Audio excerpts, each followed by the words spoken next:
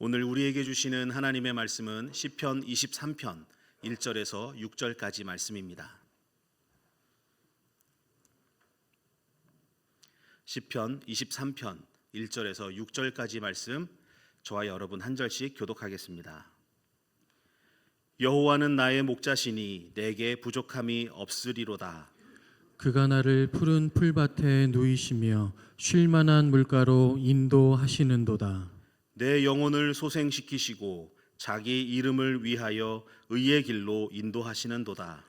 내가 사망의 음침한 골짜기로 다닐지라도 해를 두려워하지 않을 것은 주께서 나와 함께 하심이라.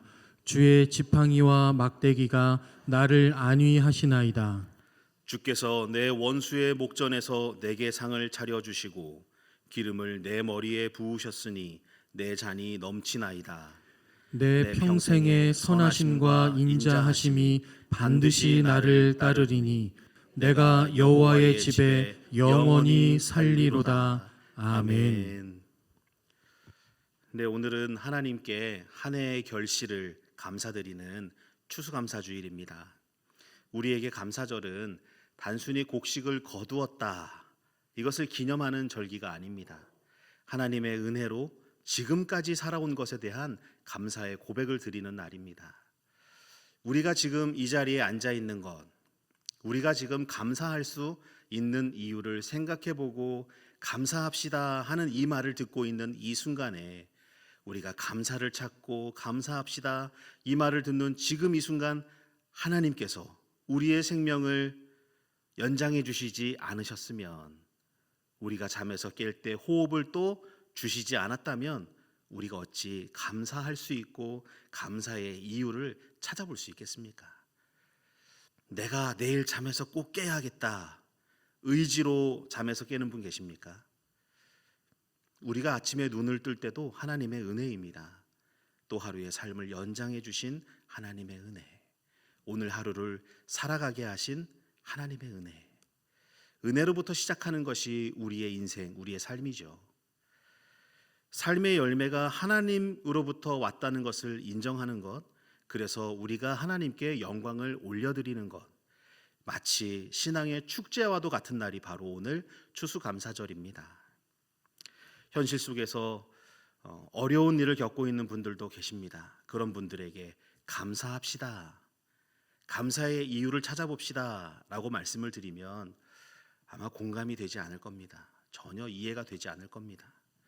내 삶의 어려움을 겪고 있는 그 순간에 감사의 이유를 찾는다는 것은 쉽지 않습니다. 고난 속에 있는 사람에게 기뻐해라, 기뻐할 수 없죠. 감사해야 하니, 감사라는 설교를 들었으니 감사하자 결단한들 그 감사가 내 안에서 감사가 나올 수 있겠습니까? 감사가 감정도 아닌데 마음 먹는다고 결단한다고 어떻게 그 감사가 내 안에서 생길 수 있겠습니까? 우리 성도님들 한번 살아오신 지금까지의 한 해를 한번 돌아보십시오. 어떤 것들이 생각나십니까? 어떤 단어, 어떤 문장, 어떤 느낌이 여러분들 떠오르십니까? 어쩌면 누군가에게는 기쁨, 즐거움, 행복 이런 것들이 먼저 떠오를 수 있습니다. 또 누군가에게는 두려움, 불안, 염려, 걱정, 불행 이런 것들이 떠오를 수 있죠. 건강을 잃고 병원을 막 다니셨던 분들, 그때 진단을 받았을 때의 두려움, 이것을 어떻게 치료해야 하나 막막함, 또 가정의 문제로 마음이 다 무너져 내리고 또 자녀들의 걱정, 이런저런 걱정들, 또 경제적인 어려움 때문에 하루하루의 삶이, 순간순간이 얼마나 마음이 어렵고 힘들었습니까? 그런 분들에게 감사하십시오 라고 하면 그 감사가 마음속에서 일어날 수 있겠습니까? 이런 삶에서 이런 현실을 살아가고 있는 사람에게 감사라는 말은 도무지 이해가 되지 않습니다. 오늘 본문의 1절 말씀 함께 보겠습니다. 여호와는 나의 목자시니 내게 부족함이 없으리로다. 네, 이 말씀을 생각할 때 다윗은 왕이니까 부족함이 없겠지라고 생각할 수 있습니다. 왕이 부족할 게 뭐가 있나? 먹고 싶을 때 먹고, 먹고 싶은 건 먹고, 자고 싶을 때 자고, 얼마나 평안할까? 얼마나 마음이 편할까? 그러면 나도 이렇게 말할 수 있지. 부족함이 없습니다. 그런데 실상을 보면 이 시편 23편의 다윗의 고백은 다윗이 왕이었을 때, 모든 것을 누리고 있을 때, 평안할 때 했던 고백이 아닙니다. 다윗은 기름 부음을 받고 왕이 되기까지 10여 년 동안을 도망자의 신세로 살았습니다. 자신을 죽이고자 하는 사울 왕, 또 그의 군대들, 그들을 피해서 광야로 또 동굴로 피해서 살았던 때입니다. 다윗이 동굴에서 살았던, 광야에서 살았던 그때 우리는 잘 모릅니다. 그런데 한번 생각해 보십시오. 광야에서 사는 삶이, 동굴에서 자는 잠이 얼마나 행복하겠습니까? 도망자, 나를 죽이려고 쫓아오는 왕, 또 그의 군대들, 그의 잠이 과연 꿀잠을 잘 수 있겠습니까? 두려워서 발이나 뻗고 잘 수 있겠습니까? 먹을 것도 없고 씻을 곳도 없고 제대로 머리 둘 곳도 없는, 갈아입을 옷도 없는, 마실 물도 없는 상황에 얼마나 그 삶이 풍족하기에 다윗은 부족함이 없다라는 고백을 했을까? 그는 엔게디 또 아둘람 동굴에서 밤을 두려움에 떨며 지샜을 겁니다. 그리고 먹을 것이 없어서 제사장에게 가서 거룩한 떡을 좀 달라고 말합니다. 사무엘상 21장 3절과 4절 말씀입니다. 이제 당신의 수중에 무엇이 있나이까? 떡 5덩이나 무엇이나 있는 대로 내 손에 주소서 하니, 제사장이 다윗에게 대답하여 이르되 보통은 내 수중에 없으나 거룩한 떡은 있나니. 내가 가지고 있는 떡은 없지만 제단에 올렸던 빼짝 마른 그 떡은 있습니다. 다윗은 뭐라고 말합니까? 무엇이나 있는 대로 내 손에 주소서. 얼마나 굶주렸으면 제사장에게 가서 무엇이나 먹을 것이 있거든 좀 주십시오. 너무 배가 고픕니다. 라고 말하고 있습니다. 그리고 다윗과 함께한 400명이 있었습니다. 사무엘상 22장 1절과 2절 말씀입니다. 그러므로 다윗이 그곳을 떠나 아둘람 굴로 도망하매 그의 형제와 아버지의 온 집이 듣고 그리로 내려가서 그에게 이르렀고, 환난당한 모든 자와 빚진 모든 자와 마음이 원통한 자가 다 그에게로 모였고, 그는 그들의 우두머리가 되었는데 그와 함께한 자가 400명 가량이었더라. 네, 그 400명 가량이 어떤 사람들입니까? 환난당하고 빚지고 마음이 원통한 자. 소위 말해서 우리가 이런 사람들을 뭐라고 말합니까? 낙오자, 실패자, 사회 부적응자, 이런 표현들 쓸 수 있는 그런 사람들이라고 봅니다. 막강한 힘을 가진 군대 장군이 사울의 군대로부터 보호해 줄 것도 아니고, 그런 사람이라도 있었으면 다윗은 잠이라도 편안하게 잤겠죠. 자신을 지켜주는 군대라도 있으니까. 또 차라리 돈이 많은 사람이 내가 잘 곳과 또 먹을 것을 제공해 줄 수 있는 사람이 있었더라면 이는 제사장에게 가서 구걸을 하지 않아도 되었을 것입니다.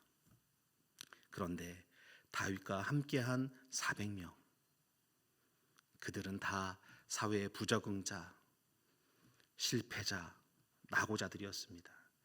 자신의 한 몸도 건사하기 힘들고 당장 자신도 먹을 것이 없어서 무엇이든 있는 대로 주십시오 라는 말을 하고 있는 다윗에게 400명이라는 사람이 몰려왔고, 그들의 정체성은 실패한 사람들, 낙오자들, 아무것도 가지고 있지 않은 사람들.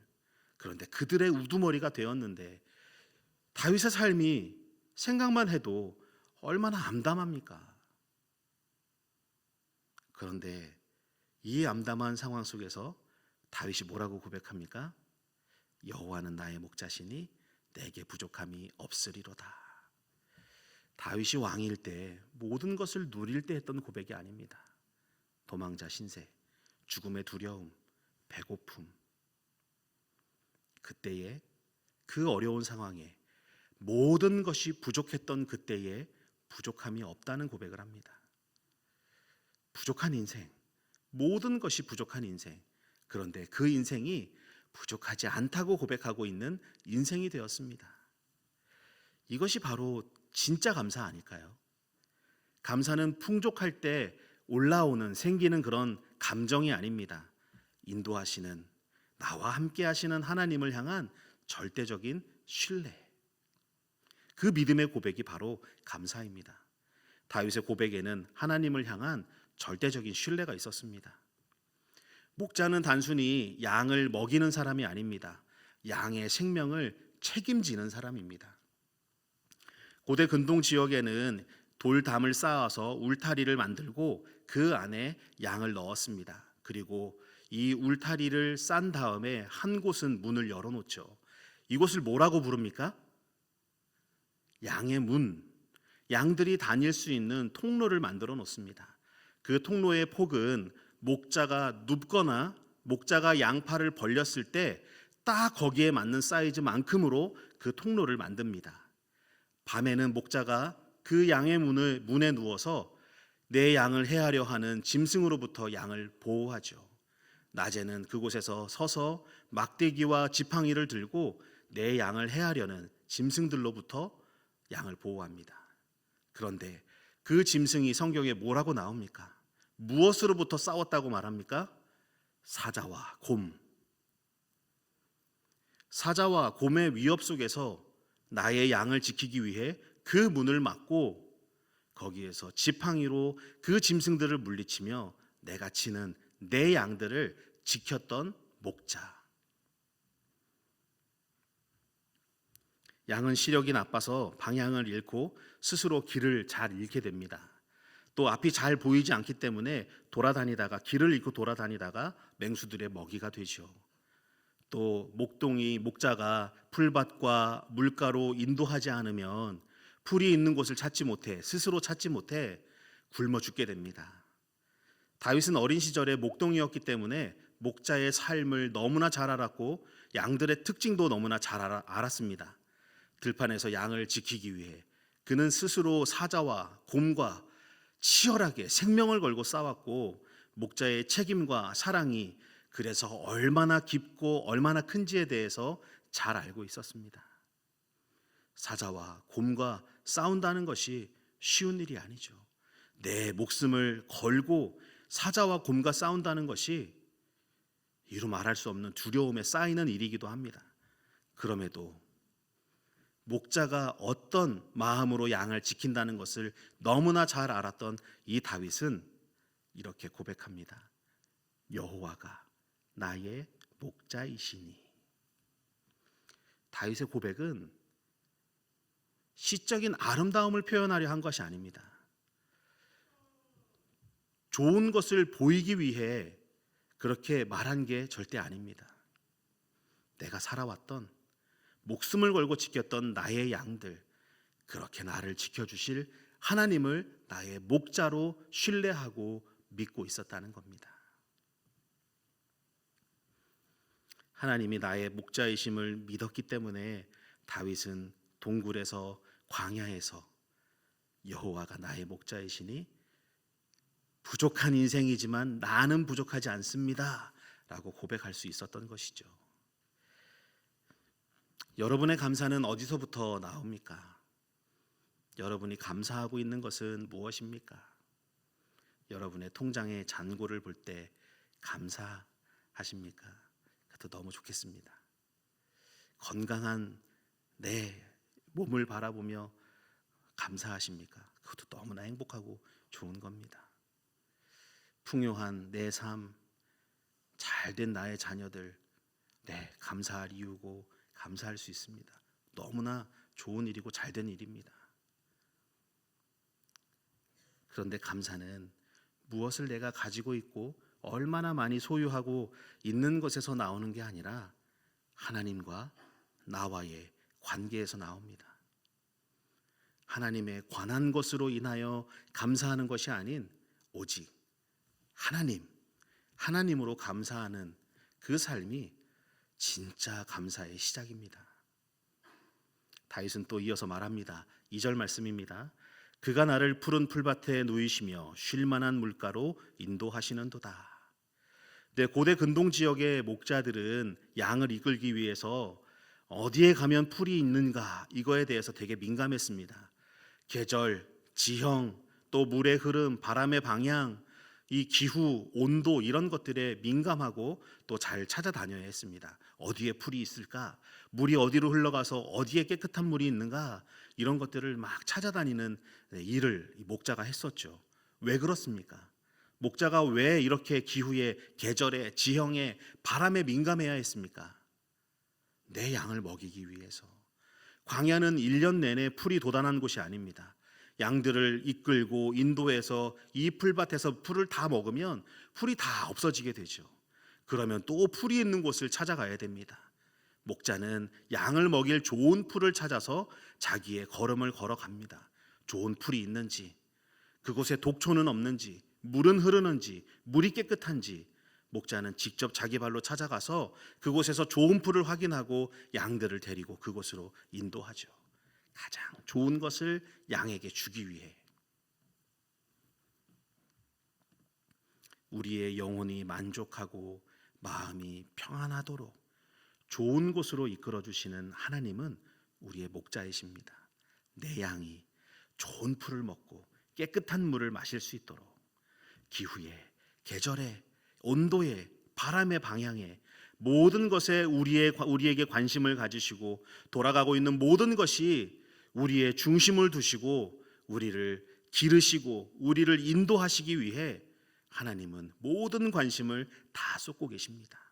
가장 좋은 길로, 가장 좋은 것으로 우리에게 먹이시기 위해. 그런데 때로는 원하지 않는 길로 인도하실 때도 있죠. 그런데 그 원하지 않는 길이 무엇입니까? 내가 안 가고 싶은 것, 내가 원했던 길이 아닌 것, 그것을 우리는 원하지 않는 길이라고 말하지 않습니까? 그런데 돌아보면 그 길마저도 하나님이 결국엔 선한 방법으로 나에게 가장 좋은 것으로 주셨다 고백할 수 있게 됩니다. 감사는 나중에라도 하나님 나에게 베풀어 주신 것이 선한 것이었구나 깨닫는 것이 감사의 또한 시작입니다. 내 인생을 안전하게, 완전하게 좋은 것으로 인도해 주시는 그 하나님, 목자이신 하나님이 나를 인도해 주심을 신뢰할 때 우리에게 비로소 진정한 진짜 감사가 또 흘러나오게 됩니다. 저는 저희 집에 운전하는 유일한 운전수입니다. 그래서 어디를 가면 제가 다 오롯이 운전을 하게 됩니다. 근데 운전을 하고 어디를 가다 보면 이제 몇 시간쯤 지났다 그러면 제가 속으로 생각을 하죠. 이때쯤이면 화장실을 가고 싶을 것 같다. 이때쯤이면 배고파할 것 같다. 그래서 휴게소로 들어갑니다. 휴게소로 들어가서 이제 사모에게는 커피를, 우리 큰딸에게는 10원 빵을, 둘째 아들에게는 감자가 박혀 있는 핫도그를, 우리 막내 막둥이에게는 회오리 감자를 그렇게 하나씩 다 사줍니다. 아빠니까, 남편이니까 뭘 좋아하는지 다 알잖아요. 다 사주고 만족스럽게 먹고 또 차에 탑니다. 그러면 의자를 한껏 뒤로 눕혀놓고 이어폰을 끼고 음악을 듣고 수다 떨다가 조용해서 돌아보면 다 잠들어 있습니다. 아이들의 고개가 한 방향으로 쏠려서 다 똑같은 모습으로 자고 있죠. 그 모습을 보고 있는 것만으로도 만족하고 흡족합니다. 그렇게 아이들이 잠에서 깰까, 내비에서 나오는 땡땡땡 알리는 소리마저도 다 줄여놓고 크루즈 컨트롤을 100km 이하로 다 맞춰놓습니다. 커브를 틀 때도 천천히, 브레이크를 밟을 때도 천천히, 울퉁불퉁한 길이 나오면 그 길을 피해서 또 조심히 천천히 가죠. 저는 모든 것을 다 봐야 되기 때문에 너무 피곤합니다. 도착하고 나면 너무 힘들다라는 생각이 드는데 이제 목적지에 도착하면 잠을 자던 식구들은 다 깨죠. 그러면 일어나서 감사합니다 한마디 하면 이제 끝입니다. 아이들이 편안하게 잘 수 있는 것은 무엇입니까? 핸들을 저에게 맡겼기 때문에, 저를 믿기 때문에, 제가 운전하는 것을 믿고 잠에 드는 것이죠. 만약에 제가 운전하는 것을 믿지 못하고 두려워하면, 불안한 마음이 있으면 어떻게 잠을 잘 수 있겠습니까? 아무도 잠들 수 없습니다. 끝까지 벨트 매고 옆에 있는 것까지 꼭 붙잡고 잠 잘 수 없죠. 아빠를 믿으니까, 아빠를 신뢰하니까 꿀잠 자고 일어납니다. 우리 인생도 마찬가지입니다. 내가 내 인생의 운전대를 붙잡고 있으면 불안합니다. 이 길이 맞나? 목적지 제대로 가고 있나? 길이 조금이라도 막히고 공사하는 것을 만나면 후회하고 미안하고 염려하고 불안하는 것이 우리 인생이죠. 그런데 내 인생의 운전대를 하나님께 맡기고 나면 우리가 나보다 잘 아시는 하나님께서 나에게 가장 좋은 길로, 내가 먹을 수 있는 좋은 풀과 깨끗한 물이 흐르는 곳으로 나를 인도하시는 목자 되신 그 하나님이 내 인생을 좋은 곳으로, 하나님 보시기에 선한 곳으로, 의의 길로 나를 인도해 주십니다. 잠에서 깨지 않고 평안히 잘 수 있도록 천천히 조심히 편안하게 운전하는 아빠처럼 목자 되신 하나님은 나에게 가장 좋은 길로 좋은 것을 주기 위해 나를 인도하십니다. 어떨 때 그렇습니까? 내 인생의 주도권을 내가 갖고 있을 때, 내가 내 인생의 핸들을 쥐고 있을 때가 아닌 하나님께 맡겼을 때, 우리는 그때 비로소 감사를 고백하게 됩니다. 감사는 내 인생의 주도권, 내 인생의 운전대를 하나님께 맡긴 사람들이 할 수 있는 고백입니다. 여전히 내가 불안하고 내가 붙잡고 있으므로 불안하고 불행하고 염려하고 두려워하고 있는 그런 상황 속에서는 감사할 수 없습니다. 그런데 하나님을 신뢰할 때 내 인생을 나보다 더 나를 잘 아시는 하나님이 가장 좋은 곳으로 인도하신다라는 신뢰와 믿음이 있다면 우리는 감사할 수 있는 삶이 됩니다. 이어서 다윗은 3절에 이렇게 고백합니다. 내 영혼을 소생시키시고 자기 이름을 위하여 의의 길로 인도하시는도다. 소생시킨다는 것은 되돌이키다, 살아나다라는 의미입니다. 다윗이 지쳐 쓰러질 때마다 하나님은 다윗을 일으켜 세워주셨죠. 그의 영혼이 지칠 때마다 끊임없이 함께 하시는 하나님을 말씀하셨고 보여주셨고 들려주셨습니다. 그래서 그를 계속해서 회복시키시는 은혜가 있었습니다. 사람들은 나를 도망자라고 여겼지만 하나님은 그를 선한 길로 인도하셔서 하나님은 끝까지 그와 함께 하심으로 결국에는 다윗을 왕으로 세워주시죠. 그런데 그 인도하시는 길, 그 길에 가다 보면 마치 사망의 음침한 골짜기를 지나는 것과 같습니다. 4절 말씀입니다. 내가 사망의 음침한 골짜기로 다닐지라도 해를 두려워하지 않을 것은 주께서 나와 함께 하심이라. 주의 지팡이와 막대기가 나를 안위하시나이다. 사망의 음침한 골짜기는 깊은 어둠의 계곡을 말합니다. 실제로 그런 골짜기들이 존재했다고 합니다. 낮에도 빛이 들어가지 않는 깊은 어두운 계곡에 여행객들, 사람들이 지나가면 강도들이 나타나서 습격하고 죽이거나 물건을 빼앗거나 했던 일이 빈번했습니다. 다윗은 그런 현실적인 위험 속에서 이렇게 고백을 합니다. 해를 두려워하지 않을 것은 주께서 나와 함께 하심이라. 다윗의 고백을 보십시오. 다시 자신이 처한 환경을 한번 보십시오. 이렇게 고백할 수 있는 상황이 절대 아니죠. 동굴에서, 광야에서 자기를 죽이려고 쫓아오는 군대가 있는데 해를 두려워하지 않을 것은 주께서 나와 함께 하심이라. 다윗의 감사는 처한 환경에서 나온 것이 아니라 하나님이 함께 하심을 믿었기 때문에 그 감사가 나온 것입니다. 하나님은 막대기로, 지팡이로 다윗을 인도하시고 보호하셨습니다. 막대기는 양을 방향으로 인도할 때 사용하는 도구였고, 지팡이는 사자와 곰의 위협으로부터 보호했던 무기였습니다. 하나님의 인도와 보호에 안위를 받는다는 것을 믿고 있었던 다윗은 자신이 인생의 어두운 골짜기를 지나고 있을지라도 하나님 나와 함께 하신다면 나는 두려워하는 인생이 아닌 감사하는 인생이 될 수 있다는 것을 고백했고 우리에게도 말하고 있습니다.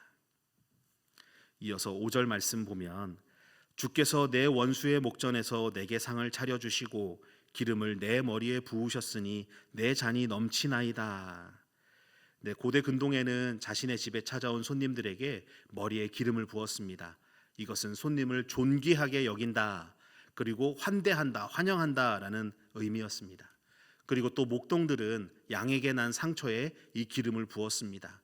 양에게 기름을 붓고 그 상처가 치료하기를 또 기름을 잘 발라주었죠.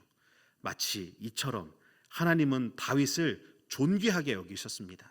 다윗은 도망자의 신세였고 모든 것이 부족한 인생이었지만 그럼에도 하나님은 그를 존귀히 여겨주셨고 그의 인생의 상처, 도망의 상처, 배신의 아픔, 이 모든 것들의 상처를, 아픔을 기름 부음으로 싸매주시고 치료하여 주셨다는 것을 말하고 있습니다. 하나님으로부터 존귀히 여김받고 또 회복의 은혜를 입은 다윗은 이렇게 고백합니다. 내 잔이 넘치나이다.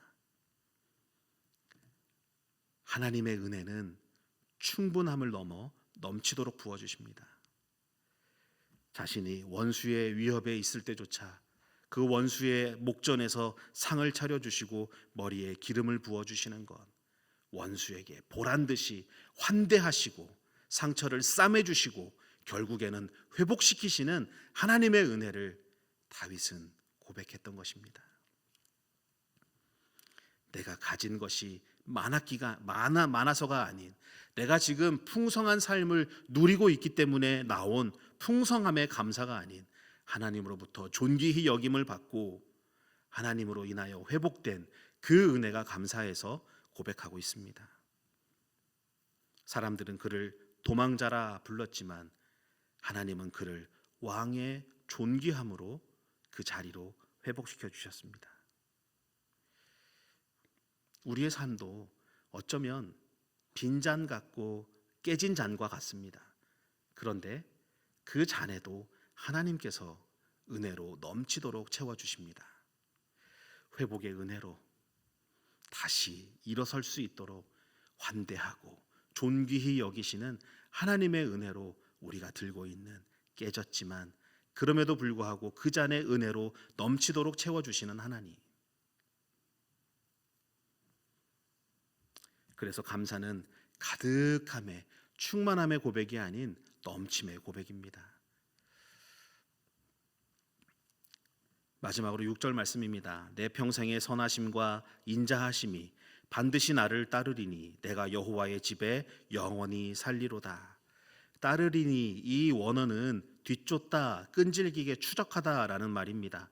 하나님의 선하심과 인자하심이 내 인생 끝날까지, 내가 죽을 때까지 나를 포기하지 않고 끝까지 따라온다라는 고백입니다. 하나님의 인도와 보호가 변함없이 신실하신 하나님이 부어주시는 그 놀라우신 은혜가 내 평생 동안 그것이 함께 나와 함께 하실 것을 믿음으로 고백했던 것이죠. 또 다윗은 마지막으로 이렇게 고백합니다. 내가 여호와의 집에 영원히 살리로다. 다윗이 드렸던 감사는 일시적인 감정의 감사가 아니었습니다. 영원한 확신이었습니다. 지금의 형편이 좋아서 드리는 감사가 아닌 하나님의 임재 안에 자기가 영원히 거할, 하나님과 함께 거할 소망을 가지고 있었던 고백이었고 감사였습니다. 여호와의 집은 단순히 성전 건물을 말하는 게 아니죠. 하나님과 함께하는 영원한 삶을 말합니다. 내가 죽을 때까지 평생토록 나와 함께 하시는 하나님. 그런데 하나님, 내가 살아있는 동안에 함께 하심을 뛰어넘어서 하나님과 영원토록 거할 수 있는 소망을 가지고 드렸던 감사였습니다. 다윗의 감사는 하루 이틀 끝나는 그런 감정의 감사가 아닌 평생의 고백이었고 영원한 고백이었습니다. 화려한 왕궁의 영광보다 하나님과 함께하는 것을 더 귀하게 여겼고 세상이 주는 평안보다 하나님과 함께 거할 수 있는 영원한 집에서 거할 그 소망을 꿈꾸었던 다윗의 고백이었습니다. 사랑하는 성도 여러분, 다윗은 부족한 인생 속에서도 내게 부족함이 없습니다 라고 고백합니다. 정말 그에게 부족함이 없었습니까? 정말 부족한 게 없어서 부족한 게 없다 했습니까? 다윗이 충청도 사람이라 나중에 말하려고 아껴뒀다가 지금은 부족한 게 없습니다 라고 한 것이 아니죠. 그는 정말 부족함이 없었습니다. 부족한 인생이었지만 부족하지 않은 인생을 살았습니다. 왜냐하면 여호와가 나의 목자이신 것을 알았고 믿었기 때문입니다. 하나님 한 분만으로 만족하는 인생, 하나님께서 무엇을 주셨기에 감사한 것이 아닌 그냥 하나님 한 분만으로 만족하는 인생, 하나님만 바라보며 그것으로 만족하는 인생. 어쩌면 하나님 기뻐하시는 감사는 여러 가지 이유에 의한 감사가 아닌 그냥 하나님, 나와 함께 하시는 하나님, 나의 목자 되신 하나님, 나를 쫓아오시는 하나님, 그 하나님으로 감사하는 것이 하나님 기뻐하시는 진짜 감사 아닐까요? 오늘 이 추수감사 주일 우리도 다윗처럼 함께 고백하면 좋겠습니다. 여호와는 나의 목자시니 내게 부족함이 없으리로다. 우리 모두가 다 부족한 인생입니다. 부족한 삶을 삽니다. 그런데 부족하지 않은 것은 하나님 때문에, 하나님 나와 함께 하시니까, 나를 좋은 곳으로 인도해 주시는, 나를 위해